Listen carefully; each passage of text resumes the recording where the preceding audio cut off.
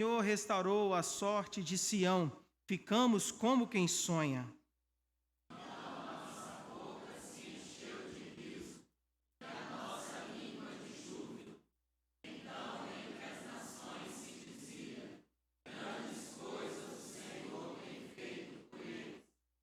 Com efeito, grandes coisas fez o Senhor por nós, por isso estamos alegres.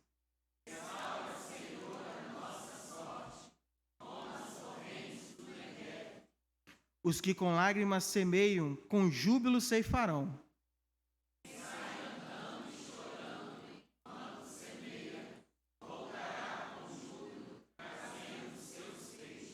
Amém.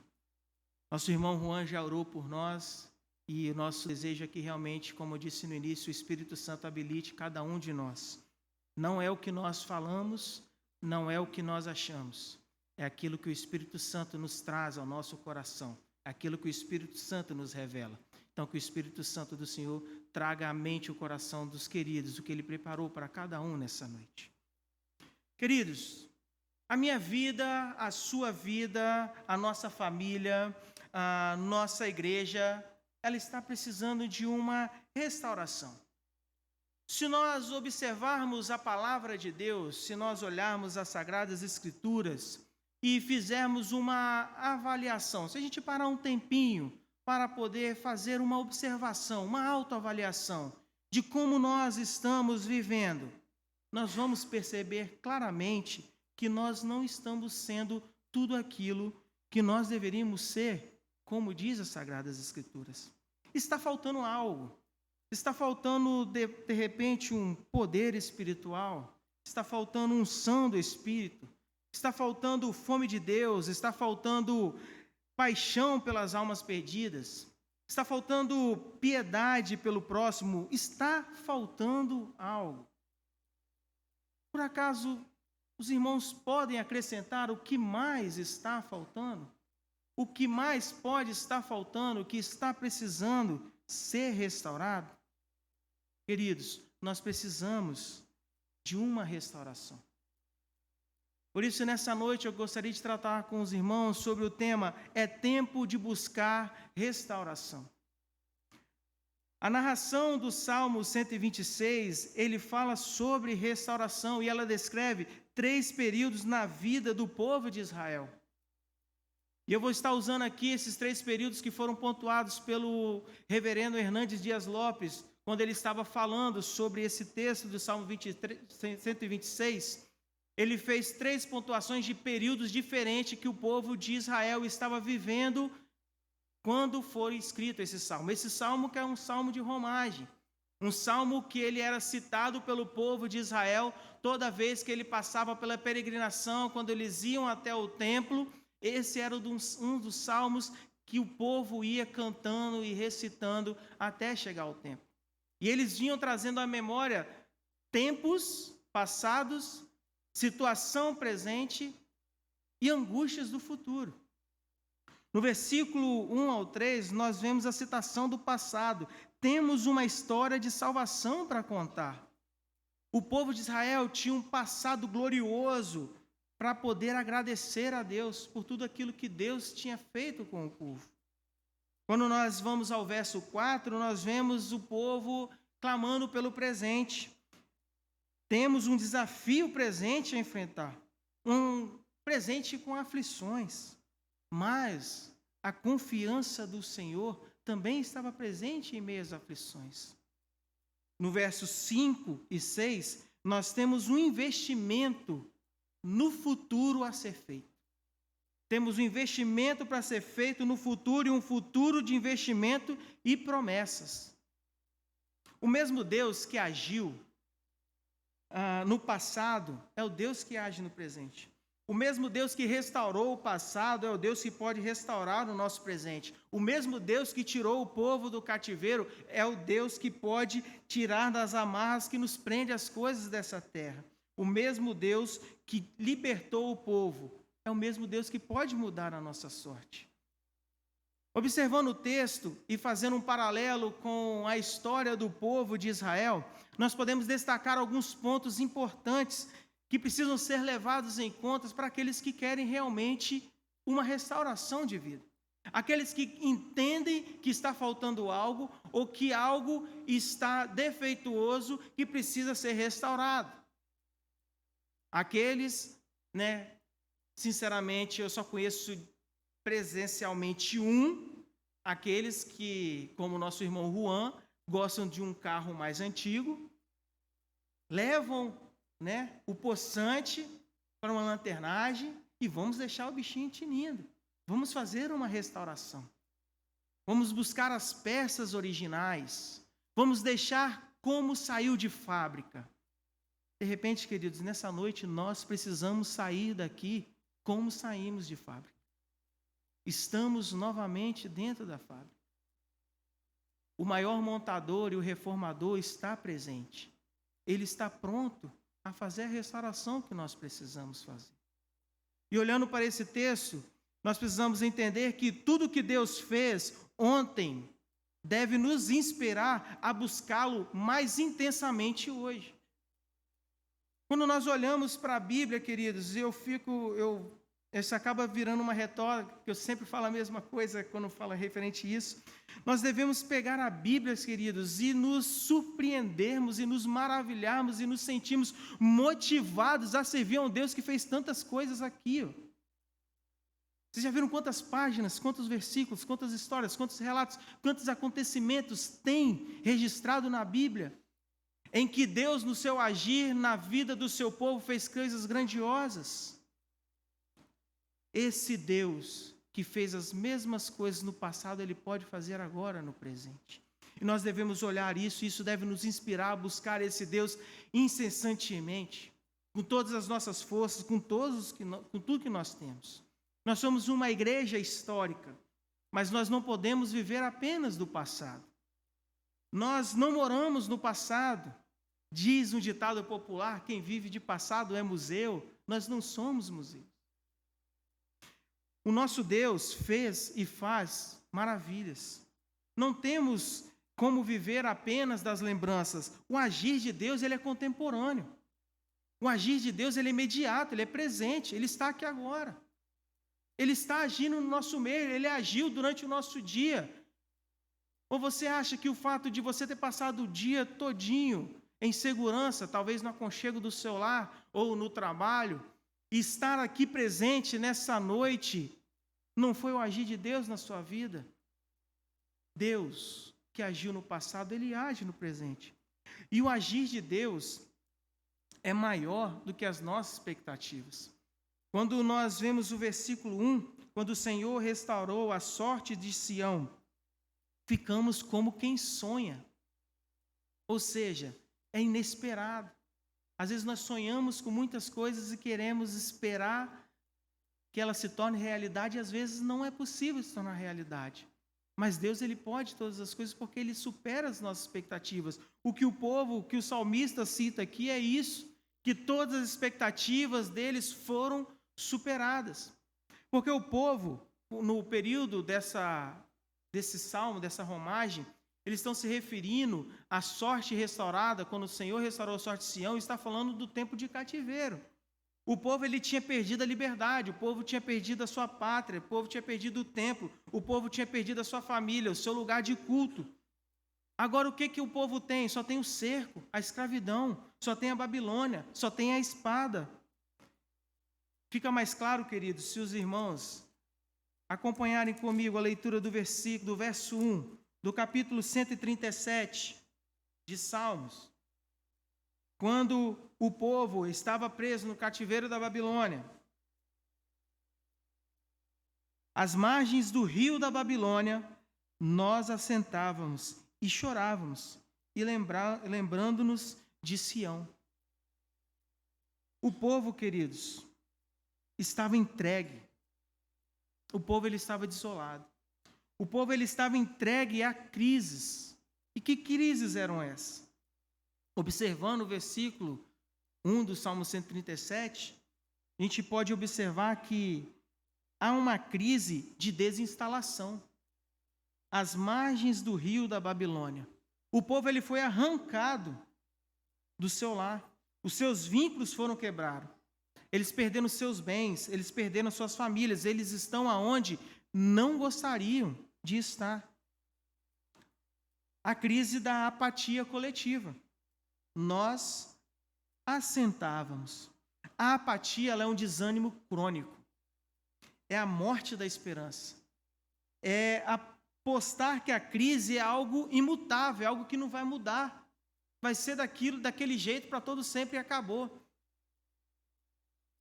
É aceitar o caos. Estão todos apáticos. O povo ele já não tinha esperança nenhuma, já havia perdido toda a sua esperança. A crise da melancolia, e chorávamos. Juntos eles faziam um coro de choro. Imagine todo o povo lamuriando pela mesma coisa. O povo ele já não tinha mais com que sonhar, o povo ele já não cantava mais. Eles não mais reagiam à crise. A crise da nostalgia. Lembrando-nos de Sião.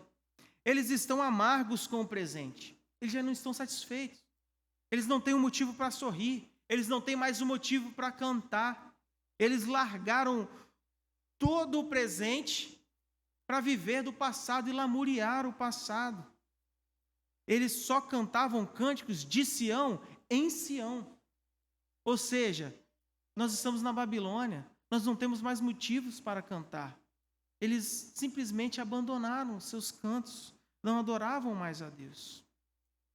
Salmo 137 ainda, versículo 7 e 8, ele diz: contra os filhos de Edom, lembra-te, Senhor, do dia de Jerusalém, pois dizia, arrasai, arrasai-a até os fundamentos, filha da Babilônia, que hás de ser destruída, feliz aquele que te der por pago o mal que nos fizestes. O povo estava entregue à crise da mágoa, uma mágoa incurável. Esses versículos diz que o povo, eles retratam que o povo olhava para o futuro apenas para pedir destruição, apenas para pedir holocausto, para pedir vingança. Mas Deus, queridos, ele faz totalmente ao contrário. Deus, ele vai até o coração do rei Nabucodonosor e despedaça a soberba do rei Nabucodonosor. Deus abriu o coração do rei Nabucodonosor e Deus, com isso, abriu as portas do cativeiro. A libertação não foi uma obra humana, é o agir sobrenatural de Deus. É Deus quem restaura, queridos. É Deus quem nos tira da cova, é Ele que nos levanta, é Ele que nos faz sonhar novamente. É Ele que nos dá força. Ele pode restaurar tudo. Não se contente com os restos.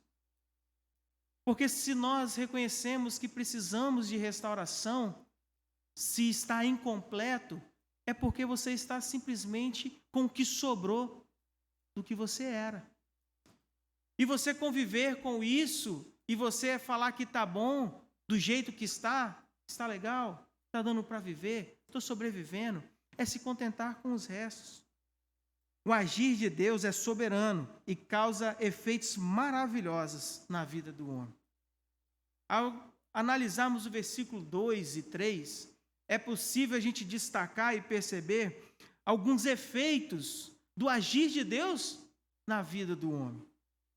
Versículo 2, lá do Salmo 126. Então a nossa boca se encheu de riso e a nossa língua de júbilo. Verso A. O agir de Deus produz em nós uma alegria indescritível. Não é bom? Nosso coração não vibra quando a gente vê e percebe a ação de Deus na vida da gente? Às vezes a gente está rindo até à toa, né? O rosto fica até mais bonito, porque fala, né, que a alegria, né, um coração alegre formoseia o rosto. Por isso que eu busco estar sempre alegre, sempre sorrindo, para ver se isso chega até a nós. Mas o agir de Deus no coração do homem, na vida do homem, gera uma alegria indescritível. Continuando no verso B, então, entre as nações se diziam, grandes coisas fez o Senhor por eles. O agir de Deus produz um impacto nos outros. O agir de Deus na nossa vida causa um impacto na vida dos outros e torna-se poderoso o testemunho do Senhor entre as nações. O Senhor era adorado, o Senhor é glorificado, o Senhor é reconhecido. O agir de Deus na nossa vida causa isso, nas pessoas que estão à nossa volta. No verso 3, com efeito, grandes coisas fez o Senhor por nós, por isso estamos alegres. O agir de Deus gera em nós um reconhecimento sincero. E esse reconhecimento é sincero porque a gente passa a observar as coisas que foram feitas. Foram realizadas grandes coisas. Foi o Senhor que fez, não foi as mãos humanas, não foi pela nossa força, não foi pelo nosso entendimento, foi pela ação de Deus, o agir de Deus. E essas grandes coisas foram feitas para nós, por nós e não contra nós. O agir de Deus causou efeitos ao povo de Israel e pode causar também em nossas vidas. Ele pode causar na sua vida. Qual efeito você quer? Qual efeito você precisa que surte na sua vida? O Senhor pode.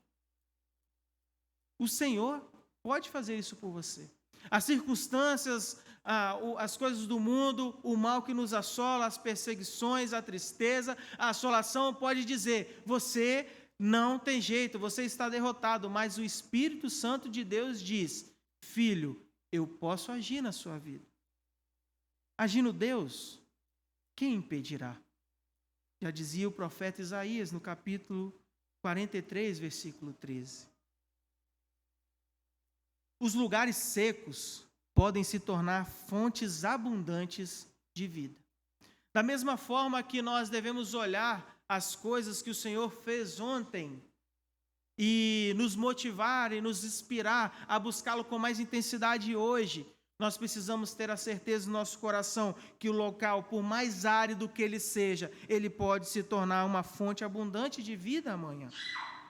Quando nós vemos o versículo 4, nós vemos essa confiança no povo de Israel, quando todo o povo cita, restaura, Senhor, a nossa sorte, como as torrentes do Negueb. Eles estão alegres pela vitória de ontem, mas ao olharem para o presente, a vida está como um deserto. As vitórias de ontem não são suficientes para hoje. Temos que andar com Deus hoje. Não é o fato de que porque nós andamos com Deus ontem já é suficiente para hoje e amanhã. Não, nós temos que andar com Deus hoje e amanhã nós temos que andar com Deus amanhã. Porque as vitórias do passado não alimentam o presente. Nos causam nostalgia, nos causam lembranças, mas não nos fortalece, não nos dá força, não nos capacita, porque precisamos estar com Deus todos os dias. Temos que estar cheios do Espírito Santo, e isso só é possível se nós buscarmos andar com Deus. Hoje nós temos que evangelizar, temos que investir na família. Hoje nós não podemos apenas celebrar as vitórias do passado, mas nós temos que nos capacitar a buscar essas vitórias agora no presente. Isso só é possível se nós estivermos com Deus. As antigas bênçãos, elas não são suficientes para a vida de hoje. Assim também, como as mágoas do passado, elas não podem travar as nossas vidas hoje. Davi era um homem segundo o coração de Deus, mas por não vigiar, ele adulterou, mentiu e assassinou. Sansão era um jovem cheio do Espírito Santo, mas cedeu ao pecado e terminou a sua vida preso e cego. Por isso, queridos, que nós não podemos nos afastar de Deus. Por isso que nós temos que nos aproximar a Ele cada dia mais. Os lugares dos grandes avivamentos de ontem, hoje são palcos de igrejas mortas. Muitos locais, muitas grandes igrejas que foram palcos de grandes avivamentos na história do Evangelho. Hoje são palcos de igrejas mortas. No passado nós temos a igreja de Éfeso. Para aqueles que estudam um pouco, leiam mais um pouco sobre os reformados, a igreja presbiteriana de João Calvino, em Toronto. As grandes igrejas da Escócia, que hoje abrem suas portas para hospedar em bares, boates. As vitórias do passado, querido, não são suficientes para vivermos o nosso presente hoje. Quem sabe ontem você foi um homem ou uma mulher cheia do Espírito Santo. Foi uma bênção. mas hoje o seu coração está murcho, está seco, está vazio. A sequidão, hoje, não pode ser motivo para desânimo. Muito pelo contrário. A sequidão, ela tem que ser um motivo para clamor. A sequidão, ela deve ser um motivo para nos levar a clamar ao Senhor, a buscar ao Senhor cada dia mais, para Ele vivificar o nosso coração. É tempo da igreja clamar como Isaías clamou lá no capítulo 64. Ah, se os céus fendessem e tu descestes. É tempo da igreja fazer como Elias, de subir à presença de Deus e meter a cabeça entre os joelhos e ali clamar e orar até chegar o tempo da restauração. Os avivamentos, eles nasceram nos momentos de crise, queridos. Em Atos capítulo 2, os apóstolos estavam trancados, estavam afoitos, com medos, estavam reclusos. E o Espírito Santo de Deus desceu sobre eles. E nós vimos as pregações sendo feitas, a igreja expandindo. No século XVIII, na Inglaterra, a nação vivia uma decadência moral, a nação vivia uma decadência espiritual. E grandes homens se reuniram na cidade de Oxford, na vigília de 31 de dezembro de 1739, e houve uma mudança naquela nação. Precisamos, queridos, nos voltar ao Senhor. Precisamos nos voltar à presença daquele que pode nos reerguer, para que Ele possa nos capacitar e nos habilitar a agir como Ele deseja que agimos. A restauração, queridos, é uma obra soberana de Deus. Não há nada em nós que nos habilite a fazer tal restauração. Nós podemos até tentar restaurar a igreja, mas nós vamos usar de artimanhas, de artefatos humanos, porque nós buscamos metodologias. Edward McKendrick Bonds, ele diz que nós, como homens, procuramos os melhores métodos, mas Deus procura os melhores homens. E os melhores homens só são encontrados quando estão na presença do Senhor. Em Ezequiel, capítulo 37, nós vemos o que acontece com o vale de ossos secos. Quem diria que aqueles ossos poderiam retornar à vida? Quem diria que poderia acontecer aquilo que está citado no capítulo 37 de Ezequiel, que o profeta deixa registrado para que nós pudéssemos ver? Deus tem o poder, é a ação soberana de Deus para poder fazer a restauração. Da mesma forma que a restauração ela é fruto da oração fervorosa. Hoje nós temos fome de livro, mas não temos fome de Deus. Nós lemos livros sobre oração, pregamos sobre oração, temos uma boa teologia sobre oração, mas oramos pouco.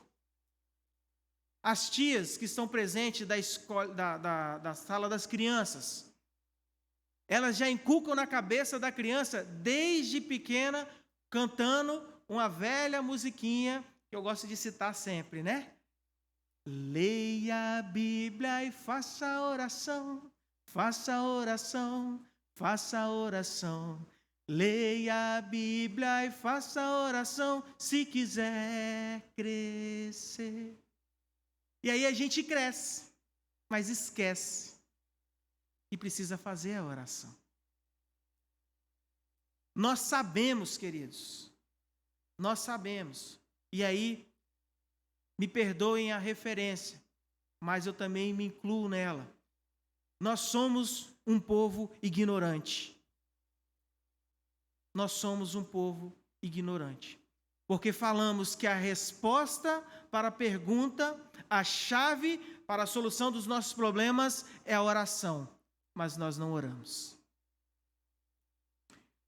Jesus orou e o céu se abriu.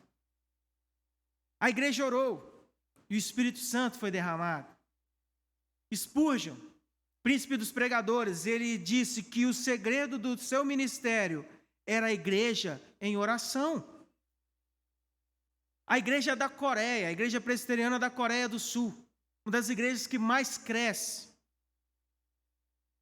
70% do seu tempo é investido em oração.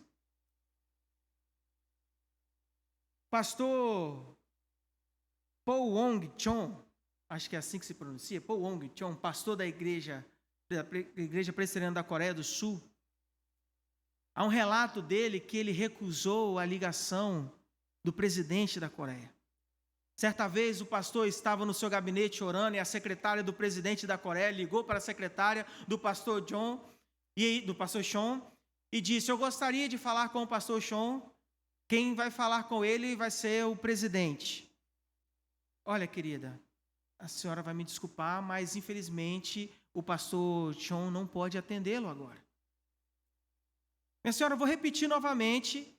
Quem está querendo falar com o pastor Chon é o presidente da Coreia, é o presidente do país. Novamente a secretária do pastor Chon diz: novamente eu peço desculpa, mas eu não posso interromper o pastor Chon. Ele não gosta de ser interrompido em suas orações e ele pediu para que não seja interrompido por ninguém em suas orações. No final do dia, o presidente ligou novamente para o pastor Chon e conseguiu falar com o pastor Chon. E falando com o pastor Chon, falou assim: pastor, eu liguei para o senhor durante o dia inteiro e não consegui falar com o senhor, precisava falar algo muito importante com o senhor. Aí o pastor Chon virou para o presidente e falou assim: senhor presidente, eu não lembro o nome do presidente. Senhor, eu não pude atender ao senhor, porque eu estava falando com alguém muito mais importante do que o senhor. Precisamos, queridos, ter essa noção da importância que é a nossa oração. Porque a oração não é um tempo de conversa que nós temos com o nosso amigo. A oração, ela não é um tempo de convivência com o nosso cônjuge. Não é um tempo de ensinamento para o nosso filho. Não é um tempo de distração. A oração, ela é um tempo de conversa com o Criador de todas as coisas, com o soberano de todas as coisas, aquele que detém tudo em suas mãos. Isso é um tempo de oração. Quando nós passamos a olhar com essa intensidade, entender o valor do tempo de oração, entender com quem nós estamos conversando, nós deveríamos nos sentir envergonhados. Porque quando nós deixamos a oração de lado, é a mesma coisa que você dizer para Deus assim: Senhor, espere um tempinho, que eu tenho algo mais importante para poder fazer agora. É tempo, queridos, de orarmos por restauração. É tempo de orarmos pela nossa família, pela nossa igreja, pelos nossos filhos, pela nossa nação. Na verdade, esse tempo nunca passou.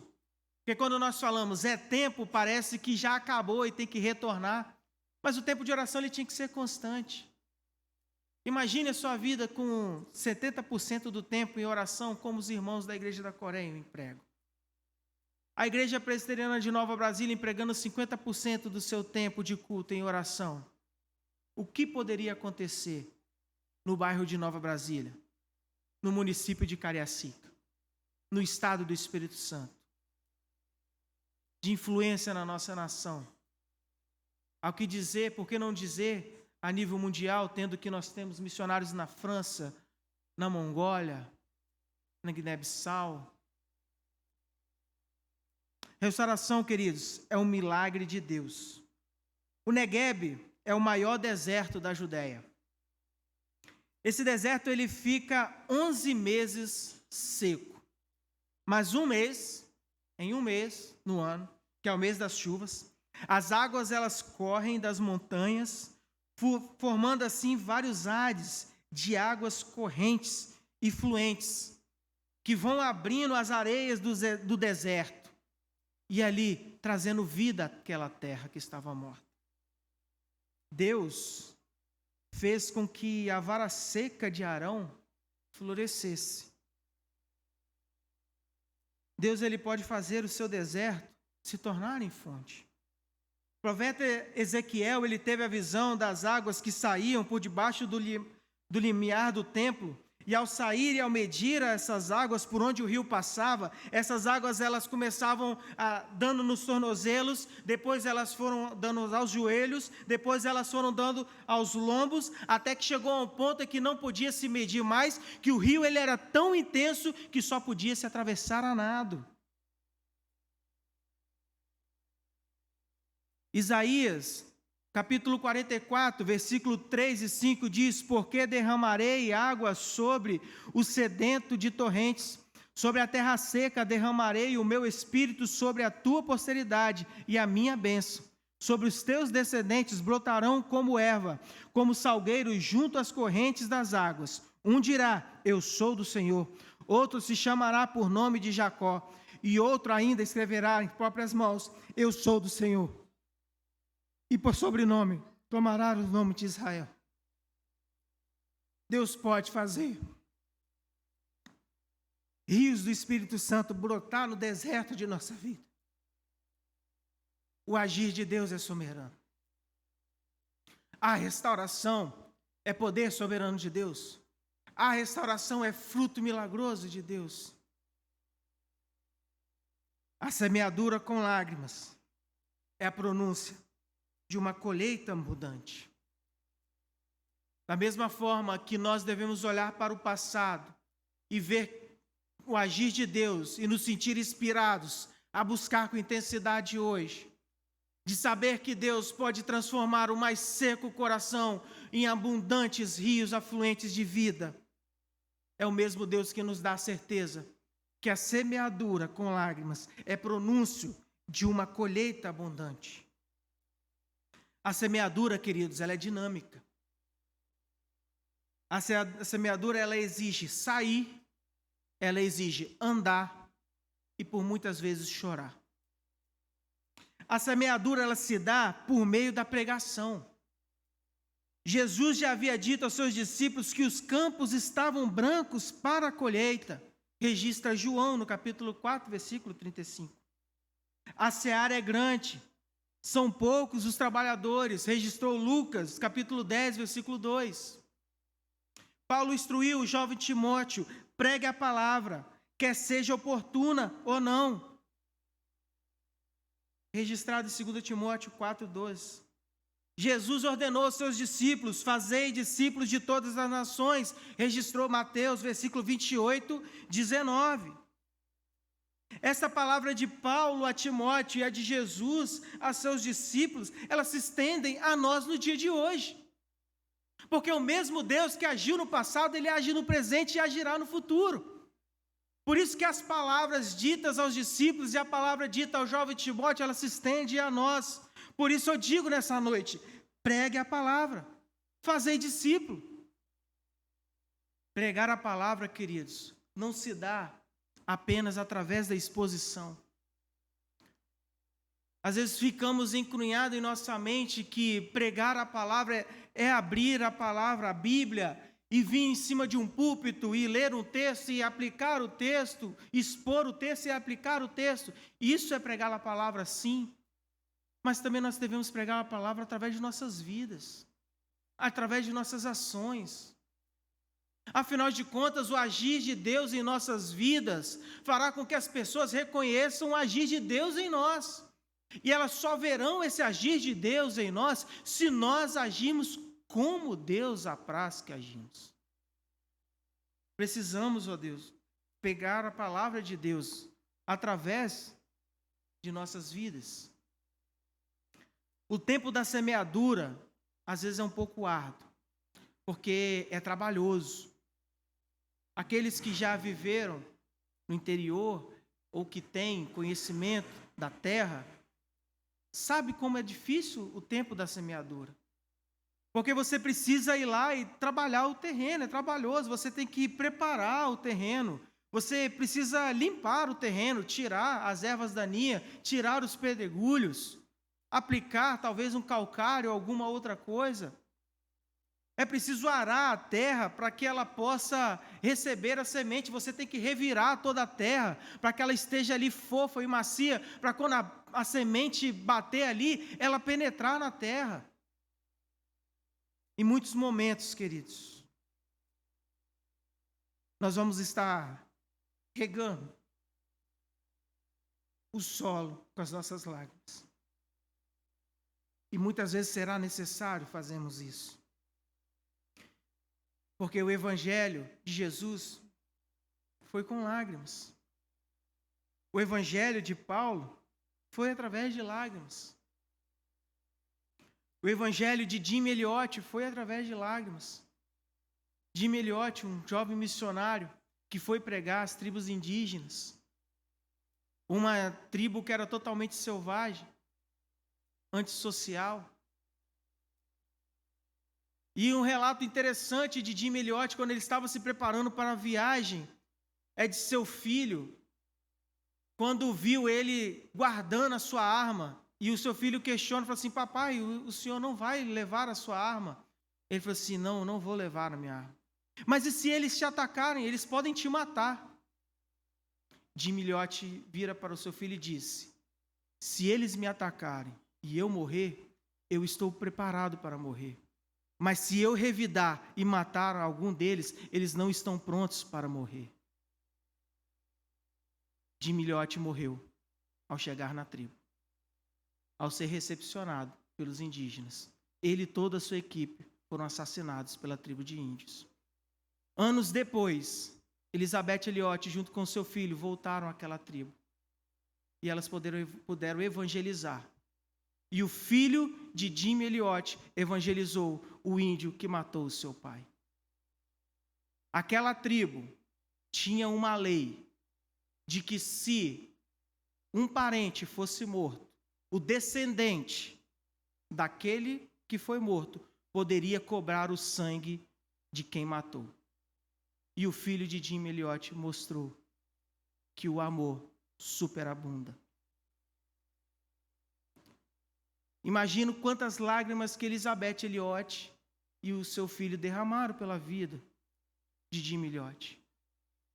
Essa história, queridos, ela é retratada num filme escrito como o nome Terra Selvagem. Se tiverem curiosidade, pesquisem, assistam. A qualidade não é muito boa, não. Mas a essência que traz da história do filme são as melhores que os irmãos podem encontrar.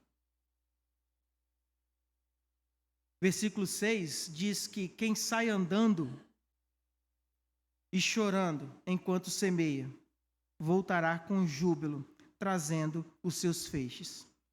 A colheita, queridos, é certa, é feliz e abundante.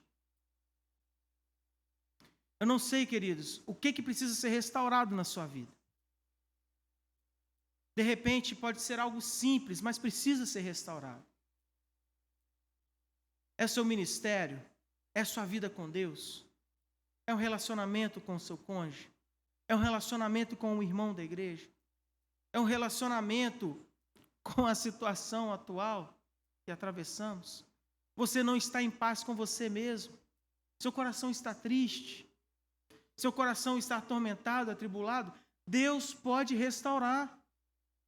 Nós estamos aqui hoje no templo do Senhor, um local onde nós escolhemos para poder cultuar a Deus, onde nós separamos para estar como congregação adorando a Deus, e Deus está aqui presente e Ele diz: eu posso restaurar a sua vida. Eu não estou dizendo em questão de prosperidade, de que você vai ser o melhor, que você vai ser o... Não é isso. O que realmente precisa ser restaurado na sua vida? Talvez a sua fé está fraca. Talvez o seu coração está seco, como Neguebe. Mas nessa noite, as águas podem correr novamente e trazer vida a esse árido coração. Talvez esse tempo inteiro de pandemia que nós ficamos afastados uns dos outros e do templo, tem secado, minado a sua alegria de estar aqui no templo, e você está aqui por estar. Mas Deus quer restaurar a sua alegria. Concluo, queridos, a palavra dizendo algumas coisas para os irmãos. Observe atentamente a palavra de Deus. Veja tudo o que Ele fez em prol do seu povo, os livramentos, a provisão, o sustento. Isso com certeza encherá o seu coração de alegria e esperança. Isso servirá como combustível para alimentar sua busca por Ele, o mesmo Deus que operou no passado, Ele pode operar também no presente. Por mais que seja árido o terreno do seu coração, mesmo que a sequidão tenha o tomado por inteiro, é possível torná-lo em vida novamente. Se esta for a vontade soberana de Deus, a restauração só será possível mediante uma vida de oração. A restauração, ela é fruto de uma oração fervorosa, atendida por um milagre de Deus. Mesmo que a semeadura esteja difícil, não desista. Mantenha-se firme. Aqueles que semeiam segundo o propósito de Deus receberão no tempo da colheita o fruto da sua semeadura, e com grande alegria celebrarão a abundante colheita, e todos verão e reconhecerão o agir de Deus em suas vidas. Queridos, eu não sei como está a sua vida. Queria convidar o Ministério de Louvor. Eu não sei como está a sua vida. Não sei como você entrou aqui nessa noite. Eu não sei o que se passa no seu coração. Não sei o tamanho do seu problema. Mas eu conheço o tamanho de Deus. E posso dizer que aquilo que você precisa, o Senhor pode te dar.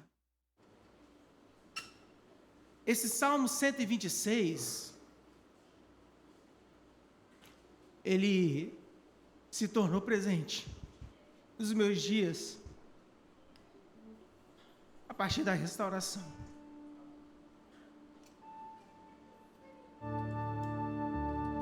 Apesar das lágrimas, que não são mais de tristeza, mas são de alegria e reconhecimento à ação soberana de Deus. Eu sempre brincava com os irmãos e com os amigos por onde passava, que quando eu fosse ter os filhos, seriam Isaac, Esther, Samuel e Rebeca. Isso por causa do significado, da história, dos nomes, o que cada um representa. Nunca que eu ia imaginar que o meu filho viria no tempo em que eu mais precisava do sorriso novamente.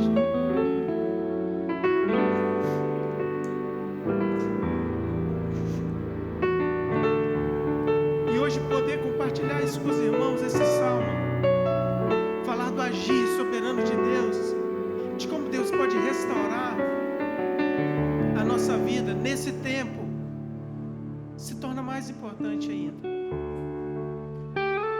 Porque quando eu perdi a minha mãe, apesar daquela postura dura, séria, às vezes até sorrindo, que eu ficava com os irmãos, dentro do meu coração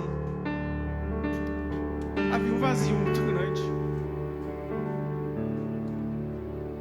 Mas eu orei a Deus. Da mesma forma em que as águas correram das montanhas e abriram as terras secas do deserto do Negueb, Deus trouxe refrigério para o meu coração. E o meu filho hoje, logicamente, não existe substituição. Cada pessoa tem o seu valor. Mas ele veio como um sorriso novo para a minha vida, para a minha família. O agir de Deus, queridos, na nossa vida é maravilhoso. Por isso que o salmista diz que ao ver o que Deus fez, eles ficavam como quem sonha. Por isso que as pessoas, os povos, quando veem o agir de Deus na nossa vida, eles falam assim: há um Deus grandioso e poderoso que age na vida desse irmão. É por isso que nós não conseguimos descrever, porque o agir de Deus em nossa vida é indescritível. Queridos, eu não sei o que precisa ser restaurado na sua vida, mas se você precisa de uma restauração na sua vida, eu quero te convidar a cantar esse cântico conosco, pedindo ao Senhor que o Senhor te renove. mas medite realmente na letra dessa música. E não saia daqui igual como você entrou. Peça a Deus que Ele derrame os rios de água viva no seu coração. E com certeza, você sairá daqui nessa noite com fontes abundantes